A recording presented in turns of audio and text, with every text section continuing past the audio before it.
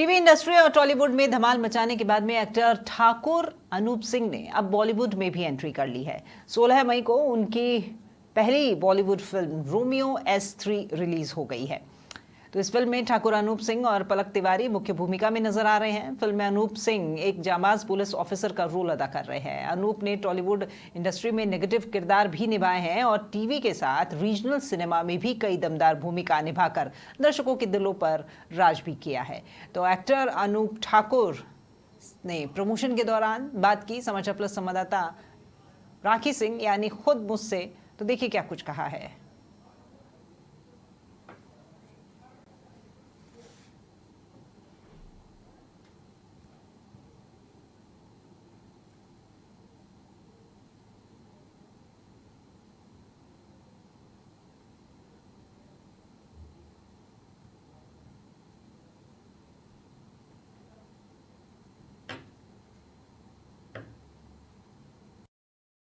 Romeo S3 आज ये movie release हुई है, बॉलीवुड मूवी। और बहुत से लोगों के मन में बात होगी S3 क्या, वो S3 के बारे में भी हम जानेंगे क्योंकि इस मूवी के जो हीरो हैं अनूप सिंह, ठाकुर पहले आता है इनके नाम से ठाकुर अनूप सिंह, वो हमारे साथ में है और इन्हीं से हम बात करते हैं। Hello Anoop and welcome to the Samachar plus. नमस्ते, समाचार प्लस के सभी दर्शकों को मेरा नमन नमस्ते। और सबसे पहले ही आपको wish you all the best Thank you. From my team. Thank you आपकी so मूवी आज ही रिलीज हुई है। Yes. अब क्योंकि मैंने स्टार्टिंग में भी कह दिया था ये S3 क्या है, तो सबसे पहले हम वो क्लियर करेंगे। अगर दर्शकों ने मेरा ट्रेलर देखा है तो S3 stands for my name in the film, जिसका नाम है DCP संग्राम सिंह शेखावत, तो SSS। और रोमियो जो है वो है undercover operation of the film, तो इसीलिए हमने वो टाइटल बहुत यूनिक लगा कि रोमियो S3 रखते हैं। It keeps the audience wonder कि क्या हो सकता है इसके पीछे। जैसे सस्पेंस थ्रिलर अल्टीमेटली। अच्छा, टाइटल यूनिक है लेकिन थोड़ा सा मिसमैच। अरे आप एक पुलिस ऑफिसर हो और उसका जो ऑरा होता है that is absolutely opposite and the title is Romeo. क्योंकि इसमें दिखाया भी एक Romeo side of the character. अगर आप ट्रेलर देखेंगे तो उसमें अज्जू करके एक कैरेक्टर है मेरा। इसमें एक साथ दो कैरेक्टर्स करने का मौका मिला है जिसमें दोनों तरफ अलग अलग बॉडी लैंग्वेजेस हैं। तो उसमें एक रोमियो रोमांटिक साइड भी है, जो वो लाइफ से रोमांस कर रहा है, at the same time drug peddling है और एक ग्रे शेड भी है, बिकॉज दैट्स एन अंडरकवर। लेकिन जब आप DCP के रूप में देखते हैं उस कैरेक्टर को, तो एकदम से चाल बदल जाना, फियर्स, रूथलेस, वैसा था। तो एक कॉम्बिनेशन ही जो दोनों का है, it's very interesting in the film to watch for the audience.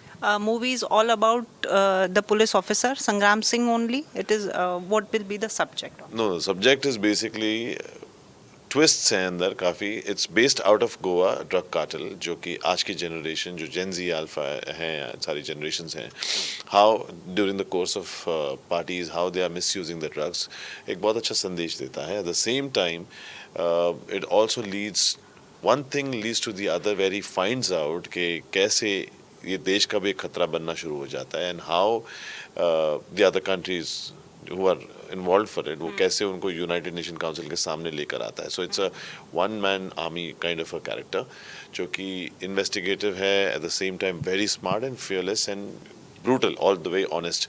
तो ऐसा आप जब फिल्म देखोगे तो आप, हमने क्या किया है, हमारी इंडियन पुलिस को सेलिब्रेट किया है इस फिल्म में।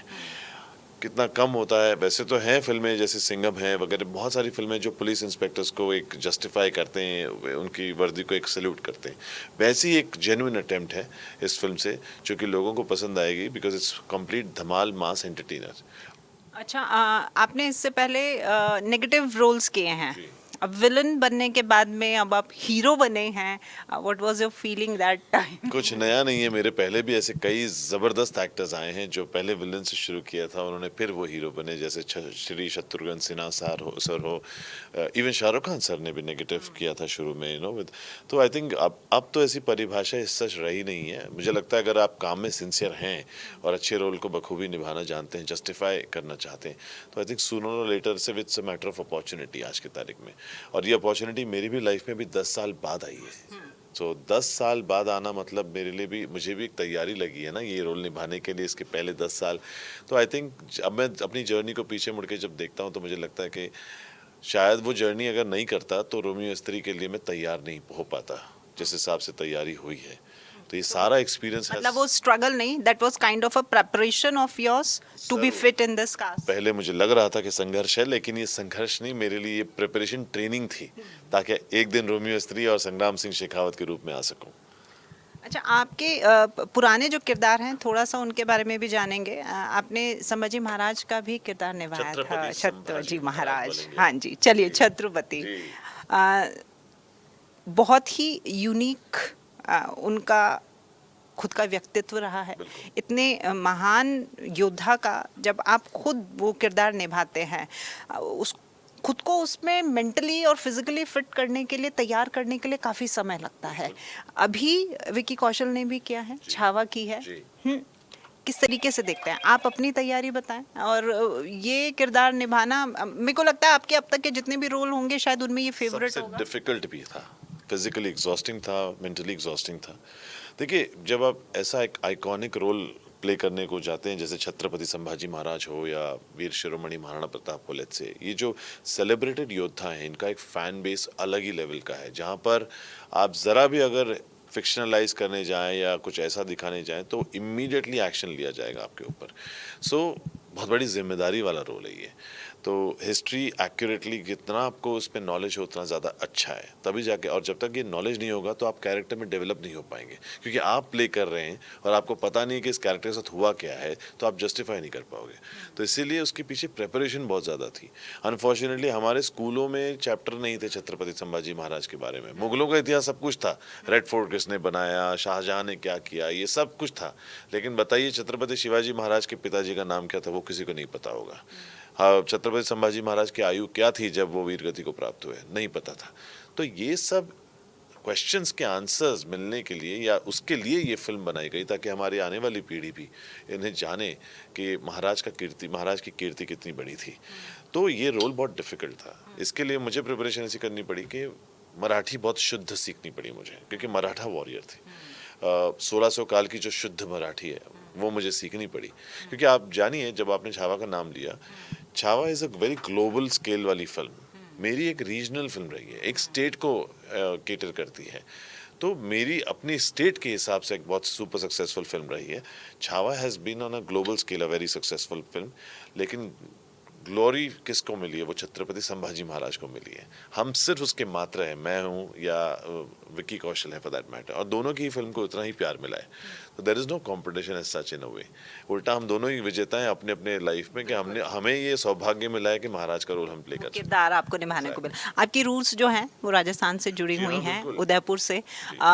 मराठी आपने सीखी, तो मराठी सीखी हुई है, रूट्स जुड़ी हुई, तो क्या राजस्थानी भी आती है? राजस्थानी नहीं आती, बिकॉज देखिए, शुद्ध हिंदी आती है, क्योंकि हम लोगों के पूर्वज हम सब हिंदी बोलते थे। मारवाड़ी एक भाषा अलग है, मेवाड़ी अलग होती है, करेक्ट। तो हम लोग बांसवाड़ा करके एक जगह है, बैस राजपूत हैं वहाँ के। तो पहले वो भी परदादा वगैरह रहते थे, फॉरेस्ट रेंजर थे, तो उनका ट्रांसफ़र हो गया था। मगर आज भी रूह से अगर मैं देखूं तो मुझे कहीं ना कहीं एक राजस्थान का में आने का बड़ा मन करता है। ऐसा पता नहीं क्यों ऐसा लगता है, जैसे यहाँ के अट्रैक्शन मेरा बहुत कई जन्मों का है लगता था, क्योंकि राजस्थान से मेरा बड़ा स्पेशल लगाव रहा है। और ये फिल्म भी रोमियो स्त्री अगर आप देखेंगे तो इसमें भी मेरा किरदार संग्राम सिंह शेखावत, जो राजस्थान से आता है, वो अपनी वाइफ को रानी साहब बोलता है फिल्म में। तो वो एक टच रखा है हमने यहाँ पे कि एक रॉयल राजपूत के हैं करके, और राजस्थान के। So you felt connected with that? Oh very clearly, because मेरे दोस्त हैं, हम सब एक दूसरे को बोलते हैं बना कहाँ जा रहे हैं, हुक्म आप कहाँ से पधार रहे हैं। तो ये बहुत रिस्पेक्टफुल लैंग्वेज जो है वो मैं लाना चाहता था फिल्म में, जो कि रोमियो स्त्री के माध्यम से हो पाया। एक आखिरी सवाल आपसे। आपने बताया संग्राम सिंह शेखावत जो है वो पुलिस की पूरी कार्यशैली को सेलिब्रेट करता है, कितनी ब्रेवरी से वो हर एक चीज़ का जो है वो सामना करते हैं, चैलेंजेस का। मैं आपसे एक प्रतिक्रिया चाहूँगी ऑपरेशन सिंदूर को लेकर के। तो चाहे बीएसएफ के जवान हो, चाहे पुलिस हो, देखिए हैं तो सभी हमारी रक्षा के लिए, और सेलिब्रिटीज़ जो हैं उनके रिएक्शंस इनको लेकर के बहुत कम आए ऑपरेशन सिंदूर को। आपकी तरफ से क्या? मेरी तरफ से तो आया रिएक्शन। अभी एक और दे दीजिए। हम वो इंडियंस हैं जो अटैक नहीं करते जब तक हमें प्रोवोक नहीं किया जाता।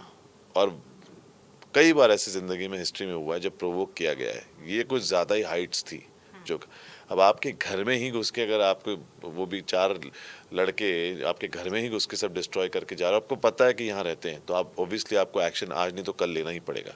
चुप रहेंगे तो वापस आएंगे। तो आई थिंक मैं जो हमारे आदरणीय नरेंद्र मोदी जी ने कदम उठाया है, मैं कम्प्लीटली उसके साथ सहमत रखता हूँ और मैं रिस्पेक्ट करता हूँ, बिकॉज एट दिस पॉइंट ना आप ना हम कोई पोजीशन में नहीं है अपना ओपिनियन रखने के। हमें नहीं पता बॉर्डर पे एग्जैक्टली जो हो रहा है वो जिस जवान के साथ, हमें पता नहीं है। हम इनफैक्ट उल्टा हम कॉन्फिडेंटली अपना काम कर रहे हैं और ज़िंदगी जी रहे हैं, क्योंकि हमें पता है कि हमारे जवान इतने आर्म्ड, इतने सक्षम हैं कि उनकी वजह से हम सो पाते हैं अच्छी तरीके से। तो जो हुआ है बहुत जस्टिफाइबल था, क्योंकि और वो भी ऐसा नहीं कि सिविलियंस के ऊपर हमने अटैक किया गया है। वहाँ के जो टेररिस्ट के स्पॉट्स थे उनको बराबर आइडेंटिफाई करके विद इंटेलिजेंस के साथ ये काम हुआ है। तो फिर ये कोई इस पे कोई मतलब ही नहीं बनता कि कोई इस पे कोई टिप्पणियां करे कि ये सही है या गलत है। इट्स नॉट अबाउट सही और गलत। This is all about the proud, the brave. It is about the pride. It is about the pride कि बस हो गया, India will not really step back and just wait कि अरे मार के चले गए and all that. And Modi ji ने वो कदम उठाया, किसी ना किसी को कदम उठाना ही था। तो इफ़ यू सी द कार्य ऑफ आर सारे वॉरियर्स जिन पहले भी रह चुके हैं, छत्रपति शिवाजी महाराज हो या संभाजी महाराज, तो आप ये कॉमन अंडरलाइंग फैक्टर आपने देखा होगा कि हम लोग, वो भी योद्धा ऐसे थे कि वो जाके कॉन्कर नहीं करते थे, लेकिन जो टॉर्चर करने आएगा उसको छोड़ते भी नहीं थे। तो इट्स क्वाइट सिमिलर, राइट? छेड़ेंगे नहीं, और छेड़ेंगे तो छोड़ेंगे। मेरी फिल्म रोमियो स्त्री में टाइटल के नीचे हैशटैग भी वो है कि जस्टिस विल बी सर्व्ड। अब मैं वो चेंज कर सकता हूँ, justice is served. Right, absolutely. Any message for pink city?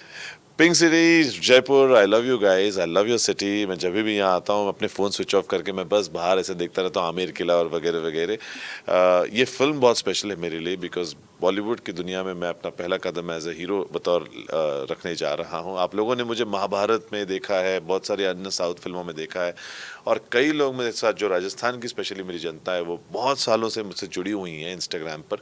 तो ये फिल्म आप लोगों के लिए स्पेशल ट्रीट के तौर पर मैं राजस्थान ले आ रहा हूँ, जिसका नाम है रोमियो स्त्री, जहाँ डीसीपी संग्राम सिंह शेखावत आपको पहली बार एक पुलिस के अवतार में मैं आपको नजर आऊंगा। ज़बरदस्त एक्शन है, मास एंटरटेनर है, जिसमें गुड्डू धनवा जी जो ज़िद्दी, ऐलान और इतने बड़े बड़े फिल्मों उन्होंने किया है, उनकी एक स्ट्रॉन्ग कमबैक फिल्म है।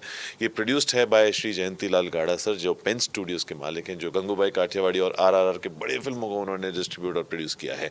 साथ ही में इसके एक्शन कोरियोग्राफर है टीनू वर्मा जी, जो फिल्म फेयर अवार्डी हैं, जिन्होंने गदर से लेकर खुदा गवाह तक के एक्शंस किए हुए। तो जब ये 3 महारथियों का मुझे, ओह माय गॉड, इन सब के एक्सपीरियंसेस का मुझे एक आशीर्वाद मिला है, तो वो मैं निचोड़ के पूरी तरह से इस फिल्म रोमियो स्त्री में ले आ रहा हूँ। तो आज रिलीज हुई है, 16 मई है। आप लोग ज़रूर थिएटर में जाइए और इसे एंजॉय कीजिए। बिल्कुल, और हमारी टीम की तरफ से एक बार फिर से आपको very all the best Anoop. तो ये हमारे साथ में ठाकुर अनूप सिंह, जिनका कहना था कि ये जो मूवी है संग्राम सिंह शेखावत को पूरी तरीके से किस तरह का व्यक्तित्व रहा है वो सब उसमें दिखाती है। आज मूवी रिलीज हुई है, आप भी जाइए रोमियो S3 और ये देखिएगा। तो सहयोगी कैमरामैन विश्राम के साथ मैं राखी सिंह, समाचार प्लस, जयपुर।